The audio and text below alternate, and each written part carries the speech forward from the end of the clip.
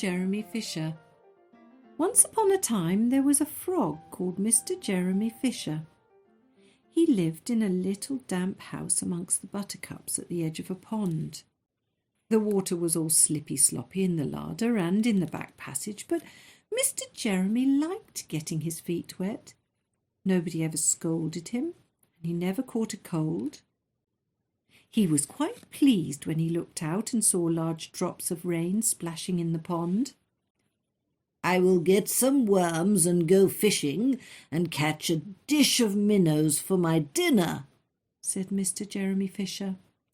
"If I catch more than 5 fish, I will invite my friends, Mr. Alderman Ptolemy Tortoise and Sir Isaac Newton." The alderman, however, eats salad. Mr. Jeremy put on a mackintosh and a pair of shiny galoshes. He took his rod and basket and set off with enormous hops to the place where he kept his boat. The boat was round and green and very like the other lily leaves. It was tied to a water plant in the middle of the pond. Mr. Jeremy took a reed pole and pushed the boat out into open water. "I know a good place for minnows," said Mr. Jeremy Fisher. Mr. Jeremy stuck his pole into the mud and fastened the boat to it. Then he settled himself cross-legged and arranged his fishing tackle. He had the dearest little red float. His rod was a tough stalk of grass. His line was a fine long white horsehair, and he tied a little wriggling worm at the end. The rain trickled down his back, and for nearly an hour he stared at the float. "This is getting tiresome. I think I should like some lunch," said Mr. Jeremy Fisher. He punted back again amongst the water plants and took some lunch out of his basket. "I will eat a butterfly sandwich and wait until the shower is over," said Mr. Jeremy Fisher. A great big water beetle came up underneath the lily leaf and tweaked the toe of one of his galoshes. Mr. Jeremy crossed his legs up shorter, out of reach, and went on eating his sandwich. Once or twice something moved about with a rustle and a splash amongst the rushes at the side of the pond. "I trust that is not a rat," said Mr. Jeremy Fisher. "I think I had better get away from here." Mr. Jeremy shoved the boat out again a little way and dropped in the bait. There was a bite almost directly. The float gave a tremendous bobbit. "A minnow! A minnow! I have him by the nose!" cried Mr. Jeremy Fisher, jerking up his rod. But what a horrible surprise! Instead of a smooth fat minnow, Mr. Jeremy landed little Jack Sharp the stickleback covered with spines. The stickleback floundered about the boat, pricking and snapping until he was quite out of breath, and then he jumped back into the water, and a shoal of other little fishes put their heads out and laughed at Mr. Jeremy Fisher. And while Mr. Jeremy sat disconsolately on the edge of his boat, sucking his sore fingers and peering down into the water, a much worse thing happened. A really frightful thing it would have been if Mr. Jeremy had not been wearing a mackintosh. A great big, enormous trout came up, kerflop, with a splash, and it seized Mr. Jeremy with a snap. "Ow! Ow! Ow!" And then it turned and dived down to the bottom of the pond. But the trout was so displeased with the taste of the mackintosh that in less than half a minute it spat him out again. The only thing it swallowed was Mr. Jeremy's galoshes. Mr. Jeremy bounced up to the surface of the water like a cork and the bubbles out of a soda-water bottle, and he swam with all his might to the edge of the pond. He scrambled out on the first bank he came to, and he hopped home across the meadow with his mackintosh all in tatters. "What a mercy that was not a pike!" said Mr. Jeremy Fisher. "I have lost my rod and basket, but it does not much matter, for I am sure I should never have dared to go fishing again." He put some sticking plaster on his fingers, and his friends both came to dinner. He could not offer them fish, but he had something else in his larder. Sir Isaac Newton wore his black and gold waistcoat, and Mr. Alderman Ptolemy Tortoise brought a salad with him in a string bag. And instead of a nice dish of minnows, they had a roasted grasshopper and ladybird sauce, which frogs consider a beautiful treat, but I think it must have been nasty.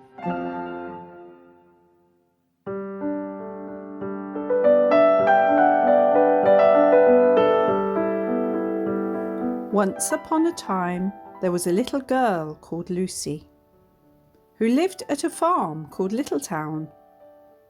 She was a good little girl, only she was always losing her pocket handkerchiefs. One day little Lucy came into the farmyard crying. Oh, she did cry so. "I've lost my pocket handkin. 3 handkins and a penny. Have you seen them, Tabby kitten?" The kitten went on washing her white paws, so Lucy asked a speckled hen, "Sally Hennypenny, have you found 3 pocket handkins?" But the speckled hen ran into a barn clucking, "I go barefoot, barefoot, barefoot." And then Lucy asked Cock Robin, sitting on a twig. Cock Robin looked sideways at Lucy with his bright black eye, and he flew over a stile and away. Lucy climbed upon the stile and looked up at the hill behind Littletown, a hill that goes up, up, into the clouds as though it had no top. And a great way up the hillside she thought she saw some white things spread upon the grass. Lucy scrambled up the hill as fast as her stout legs would carry her. She ran along a steep pathway, up and up, until Littletown was right away down below. She could have dropped a pebble down the chimney. Presently she came to a spring, bubbling out from the hillside. Someone had stood a tin can upon a stone to catch the water. But the water was already running over, for the can was no bigger than an egg cup. And where the sand upon the path was wet, there were footmarks of a very small person. Lucy ran on and on. The path ended under a big rock. The grass was short and green, and there were clothes props cut from bracken stems, with lines of plaited rushes and a heap of tiny clothespins. But no pocket handkerchiefs. But there was something else. A door, straight into the hill, and inside it someone was singing. "Lily white and clean, oh, with little frills between, oh, smooth and hot, red rusty spot, never here be seen, oh." Lucy knocked once, twice, and interrupted the song. A little frightened voice called out, "Who's that?" Lucy opened the door, and what do you think there was inside the hill? A nice clean kitchen, with a flagged floor and wooden beams, just like any other farm kitchen. Only the ceiling was so low that Lucy's head nearly touched it, and the pots and pans were small, and so was everything there. There was a nice, hot, singy smell, and at the table, with an iron in her hand, stood a very stout, short person, staring anxiously at Lucy. Her print gown was tucked up, and she was wearing a large apron over her striped petticoat. Her little black nose went sniffle, sniffle, snuffle, and her eyes went twinkle, twinkle, and underneath her cap, where Lucy had yellow curls, that little person had prickles. "Who are you?" said Lucy.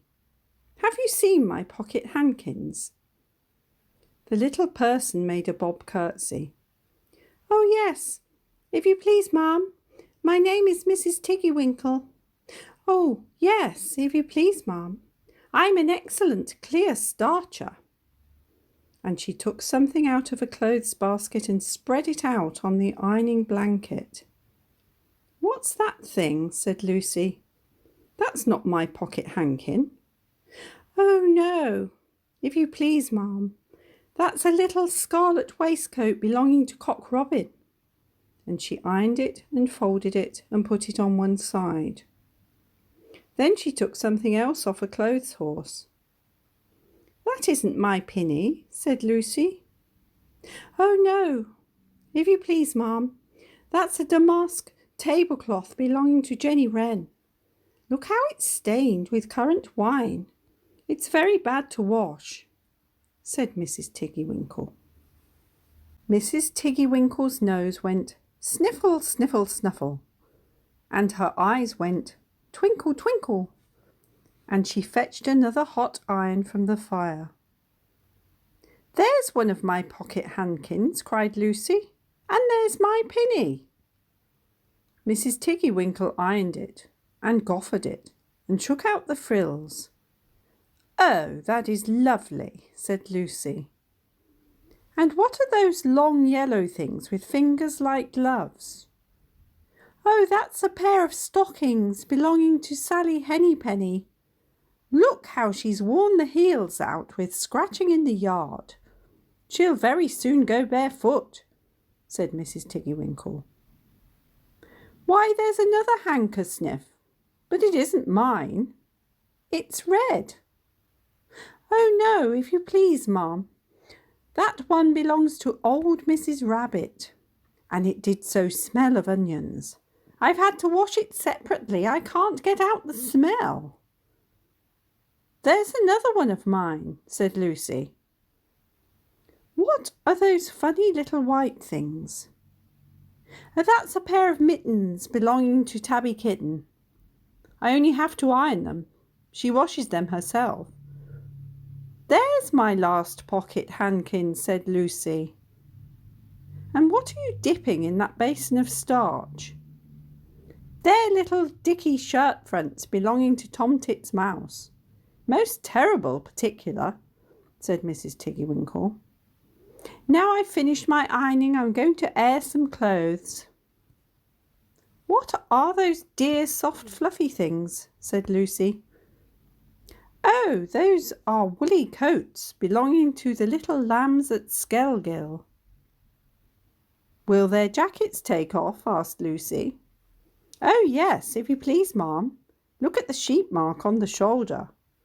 And here's one marked for Gatesgarth, and 3 that come from Littletown." "They're always marked at washing," said Mrs. Tiggy-Winkle. And she hung up all sorts and sizes of clothes.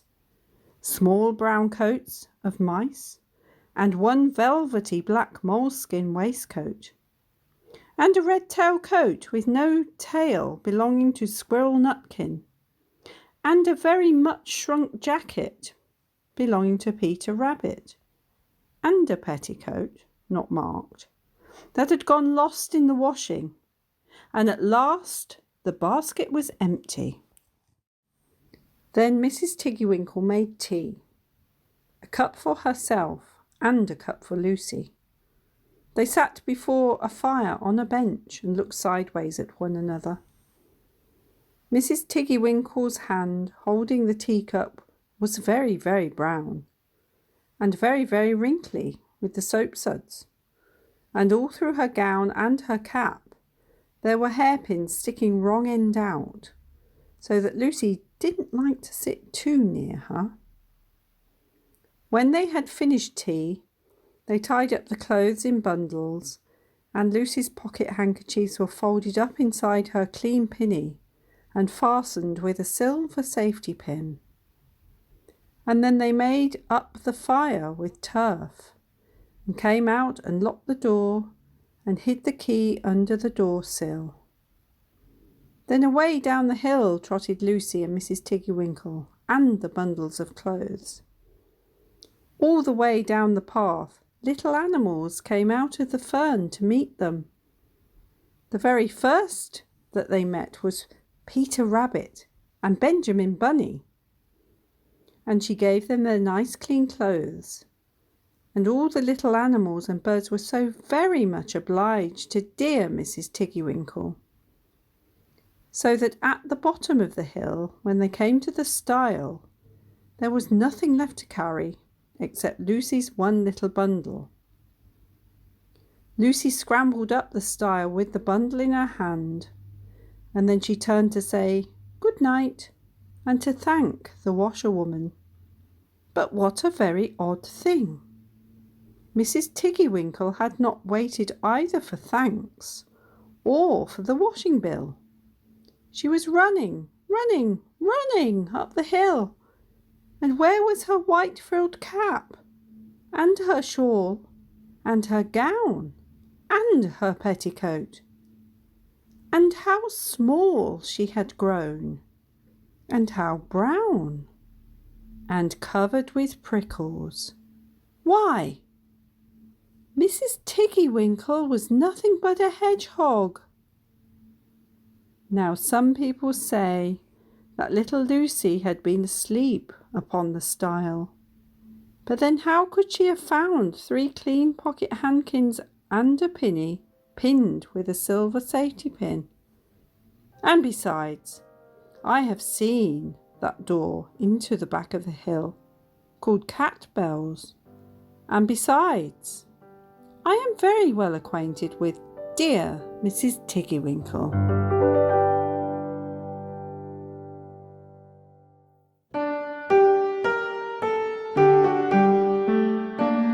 The Tale of Johnny Townmouse. Johnny Townmouse was born in a cupboard. Timmy Willie was born in a garden. Timmy Willie was a little country mouse who went to town by mistake in a hamper. The gardener sent vegetables to town once a week by carrier. He packed them in a big hamper. The gardener left the hamper by the garden gate so that the carrier could pick it up when he passed. Timmy Willie crept in through a hole in the wickerwork, and after eating some peas, Timmy Willie fell fast asleep. He awoke in a fright while the hamper was being lifted into the carrier's cart. Then there was a jolting and a clattering of horses' feet. Other packages were thrown in. For miles and miles, jolt, jolt, jolt, and Timmy Willie trembled amongst the jumbled-up vegetables. At last, the cart stopped at a house, where the hamper was taken out, carried in, and set down. The cook gave the carrier 6pence. The back door banged, and the cart rumbled away, but there was no quiet. There seemed to be hundreds of carts passing. Dogs barked, boys whistled in the street, the cook laughed, the parlour-maid ran up and down stairs, and a canary sang like a steam engine. Timmy Willie, who had lived all his life in a garden, was almost frightened to death. Presently, the cook opened the hamper and began to unpack the vegetables. Out sprang the terrified Timmy Willie. Up jumped the cook on a chair, exclaiming, "A mouse! A mouse! Call the cat! Fetch me the poker, Sarah!" Timmy Willie did not wait for Sarah with the poker. He rushed along the skirting board till he came to a little hole, and in he popped. He dropped half a foot and crashed into the middle of a mouse dinner party, breaking 3 glasses. "Who in the world is this?" inquired Johnny Townmouse, but after the first exclamation of surprise, he instantly recovered his manners. With the utmost politeness he introduced Timmy Willie to 9 other mice, all with long tails and white neckties. Timmy Willie's own tale was insignificant. Johnny Townmouse and his friends noticed it, but they were all too well bred to make personal remarks. Only one of them asked Timmy Willie if he had ever been caught in a trap. The dinner was of 8 courses, not much of anything, but truly elegant. All the dishes were unknown to Timmy Willie, who would have been a little afraid of tasting them, only he was very hungry and very anxious to behave with company manners. The continual noise upstairs made him so nervous that he dropped a plate. "Never mind, they don't belong to us," said Johnny. "Why don't those youngsters come back with the dessert?" It should be explained that 2 young mice, who were waiting on the others, went skirmishing upstairs to the kitchen between courses. Several times they had come tumbling in, squeaking and laughing. Timmy Willie learnt with horror that they were being chased by the cat. His appetite failed. He felt faint. "Try some jelly," said Johnny Townmouse. "No? Would you rather go to bed? I will show you a most comfortable sofa pillow." The sofa pillow had a hole in it. Johnny Townmouse quite honestly recommended it as the best bed, kept exclusively for visitors, but the sofa smelt of cat. Timmy Willie preferred to spend a miserable night under the fender. It was just the same the next day. An excellent breakfast was provided. For mice accustomed to eat bacon, but Timmy Willie had been reared on roots and salad. Johnny Townmouse and his friends racketed about under the floors and came boldly out all over the house in the evening. One particularly loud crash had been caused by Sarah tumbling downstairs with the tea tray. There were crumbs and sugar and smears of jam to be collected, in spite of the cat. Timmy Willie longed to be at home in his peaceful nest in a sunny bank. The food disagreed with him. The noise prevented him from sleeping. In a few days he grew so thin that Johnny Townmouse noticed it and questioned him. He listened to Timmy Willie's story and inquired about the garden. "Oh, it sounds rather a dull place. What do you do when it rains?" "When it rains, I sit in my little sandy burrow and shell corn and seeds from my autumn store. I peep out at the throstles and blackbirds on the lawn and my friend Cock Robin. And when the sun comes out again, you should see my garden and the flowers, roses and pinks and pansies. No noise except the birds and bees and the lambs in the meadows." "There goes that cat again," exclaimed Johnny Townmouse. When they had taken refuge in the coal cellar, he resumed the conversation. "I confess I am a little disappointed. We have endeavoured to entertain you, Timothy William." "Oh, yes, you have been most kind, but I do feel so ill," said Timmy Willie. "It may be that your teeth and digestion are unaccustomed to our food. Perhaps it might be wiser for you to return in the hamper." Oh, cried Timmy Willie. "Why, of course, for the matter of that, we could have sent you back last week," said Johnny rather huffily. "Did you not know that the hamper goes back empty on Saturdays?" So Timmy Willie said goodbye to his new friends and hid in the hamper with a crumb of cake and a withered cabbage leaf, and after much jolting he was set down safely in his own garden. Sometimes on Saturdays he went to look at the hamper lying by the gate, but he knew better than to get in again. And nobody got out, though Johnny Townmouse had promised a visit. The winter passed. The sun came out again. Timmy Willie sat by his burrow, warming his little fur coat and sniffing the smell of violets and spring grass. He had nearly forgotten his visit to town, when up the sandy path, all spick and span, with a brown leather bag, came Johnny Townmouse. Timmy Willie received him with open arms. "You have come at the best of all the year. We have herb pudding, and we will sit in the sun." "It is a little damp," said Johnny Townmouse, who was carrying his tail under his arm out of the mud. "Oh, what is that fearful noise?" he started violently.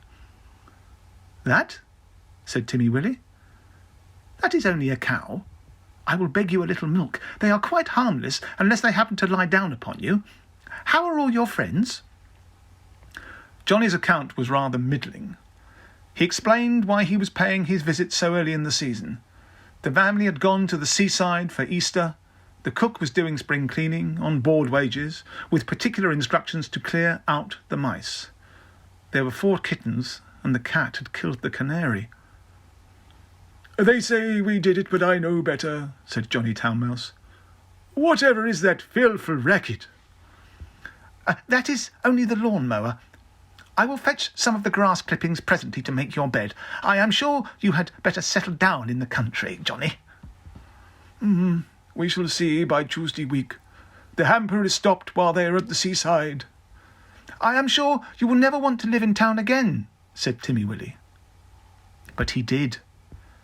He went back in the very next hamper of vegetables. He said it was too quiet. One place suits one person, another place suits another person. For my part, I prefer to live in the country, like Timmy Willie.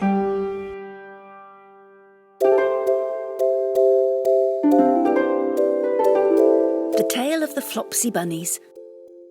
For all little friends of Mr. McGregor and Peter and Benjamin. It is said that the effect of eating too much lettuce is soporific. I have never felt sleepy after eating lettuces, but then I am not a rabbit. They certainly had a very soporific effect on the Flopsy Bunnies. When Benjamin Bunny grew up, he married his cousin Flopsy. They had a large family and they were very improvident and cheerful. I do not remember the separate names of their children. They were generally called the Flopsy Bunnies.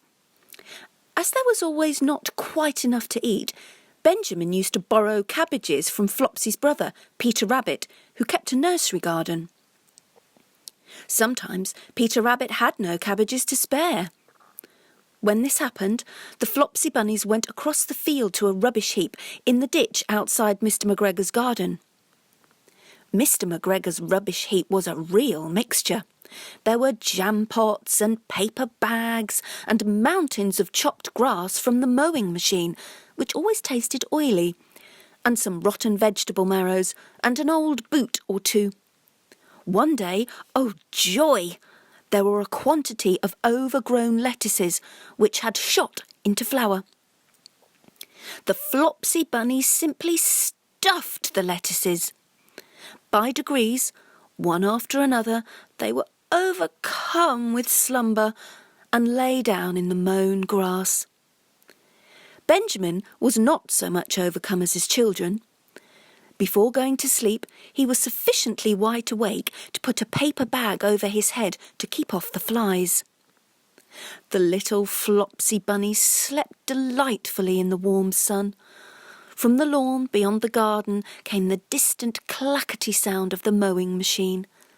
The blue bottles buzzed about the wall, and a little old mouse picked over the rubbish among the jam pots. I can tell you her name. She was called Thomasina Tittlemouse, a wood mouse with a long tail. She rustled across the paper bag and awakened Benjamin Bunny. The mouse apologised profusely and said that she knew Peter Rabbit. While she and Benjamin were talking, close under the wall, they heard a heavy tread above their heads, and suddenly Mr. McGregor emptied out a sackful of lawn mowings right upon the top of the sleeping Flopsy Bunnies. Benjamin shrank down under his paper bag. The mouse hid in a jam pot. The little rabbits smiled sweetly in their sleep under the shower of grass. They did not awake because the lettuces had been so soporific. They dreamt that their mother Flopsy was tucking them up in a hay bed. Mr. McGregor looked down after emptying his sack. He saw some funny little brown tips of ears sticking up through the lawn mowings. He stared at them for some time. Presently, a fly settled on one of them and it moved. Mr. McGregor climbed down onto the rubbish heap. 1, 2, 3, 4, 5, 6 little rabbits, said he as he dropped them into his sack. The Flopsy Bunnies dreamt that their mother was turning them over in bed. They stirred a little in their sleep, but still they did not wake up. Mr. McGregor tied up the sack and left it on the wall. He went to put away the mowing machine. While he was gone, Mrs. Flopsy Bunny, who had remained at home, came across the field. She looked suspiciously at the sack and wondered where everybody was. Then the mouse came out of her jam pot, and Benjamin took the paper bag off his head, and they told the doleful tale. Benjamin and Flopsy were in despair. They could not undo the string. But Mrs. Tittlemouse was resourceful. She nibbled a hole in the bottom corner of the sack. The little rabbits were pulled out and pinched to wake them. Their parents stuffed the empty sack with 3 rotten vegetable marrows, an old blacking brush, and 2 decayed turnips. Then they all hid under a bush and watched for Mr. McGregor. Mr. McGregor came back and picked up the sack and carried it off. He carried it hanging down as if it were rather heavy. The Flopsy Bunnies followed at a safe distance. They watched him go into his house, and then they crept up to the window to listen. Mr. McGregor threw down the sack on the stone floor in a way that would have been extremely painful to the Flopsy Bunnies if they had happened to have been inside it. They could hear him drag his chair on the flags and chuckle. 1, 2, 3, 4, 5, 6 little rabbits, said Mr. McGregor. Eh? What's that? What have they been spoiling now? Inquired Mrs. McGregor. 1, 2, 3, 4, 5, 6 little fat rabbits, repeated Mr. McGregor, counting on his fingers. Don't you be silly. What do you mean, you silly old man? In the sack. The youngest Flopsy Bunny got up on the windowsill. Mrs. McGregor took hold of the sack and felt it. She said she could feel 6, but they must be old rabbits because they were so hard and all different shapes. Not fit to eat, but the skins will do fine to line my old cloak. Line your old cloak, shouted Mr. McGregor. I shall sell 'em and buy myself baccy. Rabbit tobaccy. I shall skin 'em and cut off their heads. Mrs. McGregor untied the sack and put her hand inside. When she felt the vegetables, she became very, very angry. She said that Mr. McGregor had done it a purpose. And Mr. McGregor was very angry too. One of the rotten marrows came flying through the kitchen window and hit the youngest Flopsy Bunny. It was rather hurt. Then Benjamin and Flopsy thought that it was time to go home. So Mr. McGregor did not get his tobacco, and Mrs. McGregor did not get her rabbit skins. But next Christmas, Thomasina Tittlemouse got a present of enough rabbit wool to make herself a cloak and a hood and a handsome muff and a pair of warm mittens.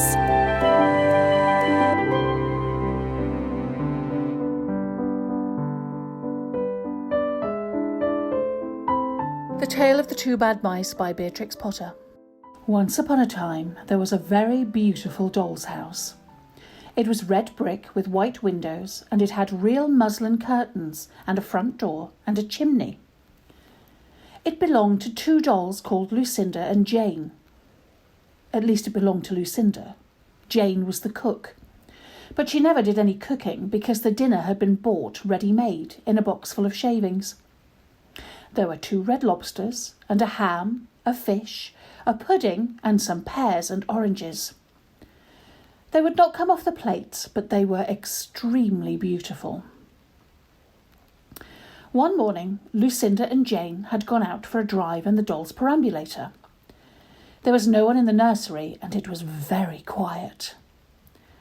Presently, there was a little scuffling, scratching noise in a corner near the fireplace, where there was a hole under the skirting board. Tom Thumb put out his head for a moment, and then popped it in again. Tom Thumb was a mouse. A minute after, Hunca Munca, his wife, put her head out too, and when she saw that there was no one in the nursery, she'd ventured out on the oilcloth underneath the coal box. The doll's house stood at the other side of the fireplace. Tom Thumb and Hunca Munca went cautiously across the hearthrug. They pushed the front door. It was not fast. Tom Thumb and Hunca Munca went upstairs and peeped into the dining room. Then they squeaked with joy. Such a lovely dinner was laid out upon the table. There were tin spoons and lead knives and forks and 2 dolly chairs, all so convenient. Tom Thumb set to work at once to carve the ham. It was a beautiful shiny yellow streaked with red. The knife crumpled up and hurt him. He put his finger to his mouth. "It's not boiled enough. It is hard. You have a try, Hunca Munca." Hunca Munca stood up in her chair and chopped at the ham with another lead knife. "It's as hard as the hams at the cheesemonger's," said Hunca Munca. The ham broke off the plate with a jerk and rolled under the table. "Let it alone," said Tom Thumb. "Give me some fish, Hunca Munca."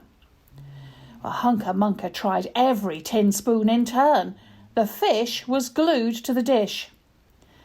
Then Tom Thumb lost his temper. He put the ham in the middle of the floor and hit it with the tongs and with the shovel. Bang, bang, smash, smash! The ham flew all into pieces, for underneath the shiny paint it was made of nothing but plaster.